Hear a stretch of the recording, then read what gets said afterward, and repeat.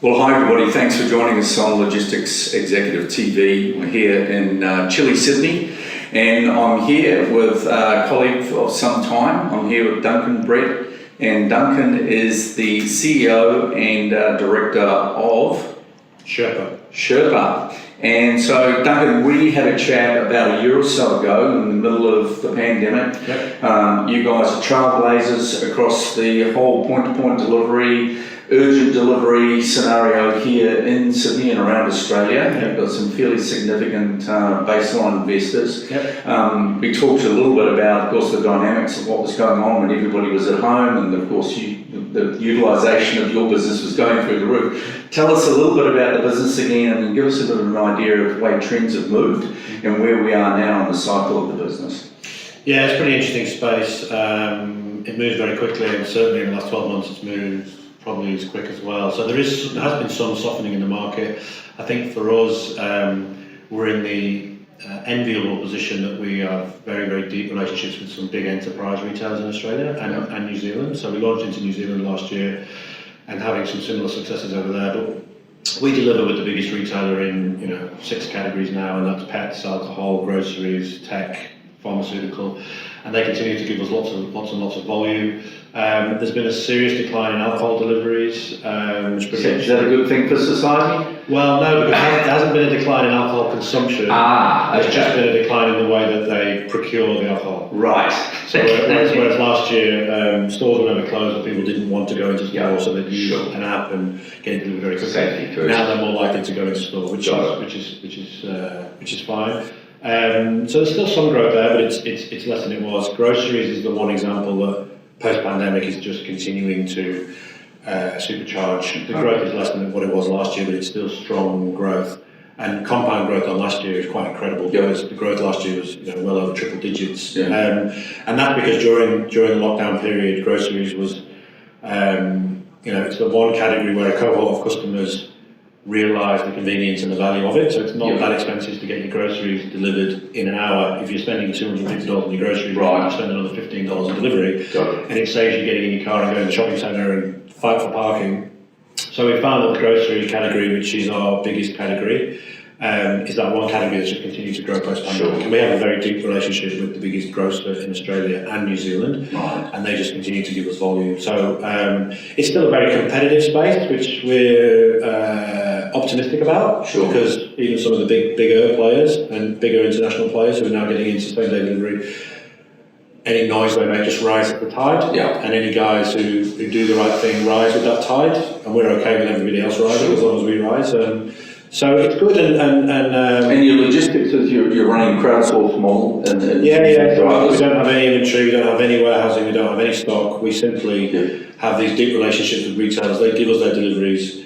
We use our IP technology to. So it's an arbitrage over type model, really, in some respects. Yeah, it's we collect all the deliveries, we post them out onto the driver app, and then the drivers, our gig economy drivers, we've got 11,000 of those around Australia. Wow. In 19 cities.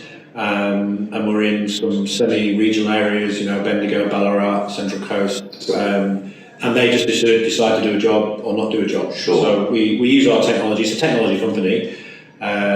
All the deliveries are collected in the app, and the drivers decide which jobs to do. And are you priced around time frame to point-to-point delivery? Is that the way your rate card works? Yeah. We price according to what the retailer wants to do. If the retailer, we do deliveries in 15 minutes, but we have a 1 hour proposition. If you want it delivered in an hour, you'll pay one price. If you want it delivered just same day, so get it to me any time that day. Wow. The categories that we're big in, like alcohol, groceries, pharmaceuticals, they're very much skewed towards I want it in 1 hour. Got it. So we're doing thousands of deliveries every day in groceries, and because of the perishable nature of some of our goods, like groceries, has to be there in an hour. You can't deliver over an hour.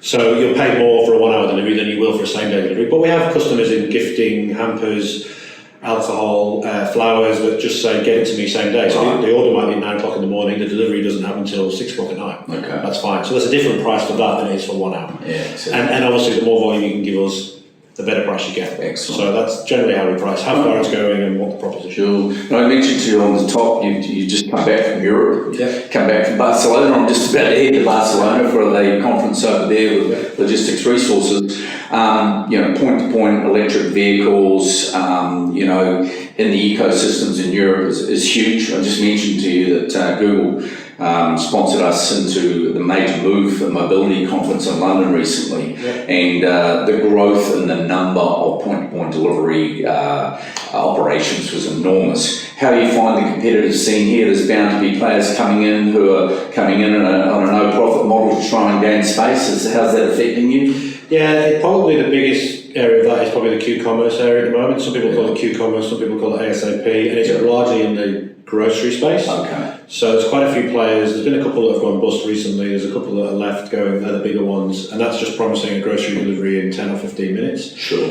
We've seen Woolworths launch their own model of that called Metro 60 as a reaction to that. Yeah. So that's certainly, it's probably less hot than it was 12 months ago.